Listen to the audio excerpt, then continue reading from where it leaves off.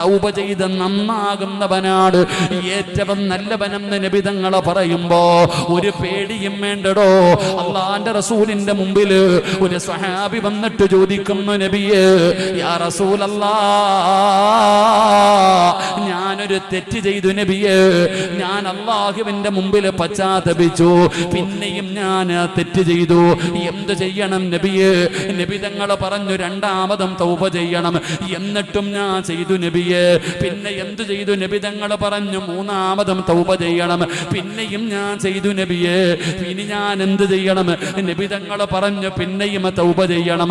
അള്ളാന്റെ റസൂൽ ഈ ചെറുപ്പക്കാരൻ ചോദിക്കുന്നതിനനുസരിച്ച് പിന്നെയും ചെയ്യണം, പിന്നെയും ചെയ്യണം, പിന്നെയും തൗബ ചെയ്യണം. നബി തങ്ങൾ ഇങ്ങനെ പറഞ്ഞുകൊണ്ടിരിക്കുമ്പോ ആ സ്വഹാബി ചോദിക്കുന്നു, യാ റസൂലല്ലാഹ്, ഏതുവരെ ഞാൻ തൗബ ചെയ്യണം നബിയേ? ഏതുവരെ ഞാൻ തൗബ ചെയ്യണം നബിയേ? ഇബ്ലീസ് പരാജയപ്പെടുന്നത് വരെ, ഇബ്ലീസ് തോറ്റുപോകുന്നത് വരെ നീ തൗബ ചെയ്യണം ചെറുപ്പക്കാരാ. അല്ലാഹുവേ, ഇബ്ലീസിന് മനസ്സിലാകണം, ഇബ്ലീസിന് മനസ്സിലാകണം, ഇവനെ കൊണ്ട് തെറ്റ് ചെയ്യിപ്പിച്ചിട്ട് കാര്യമില്ല, ഇവനെ കൊണ്ട് പാപം ചെയ്യിപ്പിച്ചിട്ട് കാര്യമില്ല. ഇവൻ പാപം ചെയ്താ തൗബ ചെയ്യും, അവസാനം ഇബ്ലീസ് തോറ്റുപോകണമടോ. അതുപോലെ തൗബ ചെയ്യണം സഹോദരാ.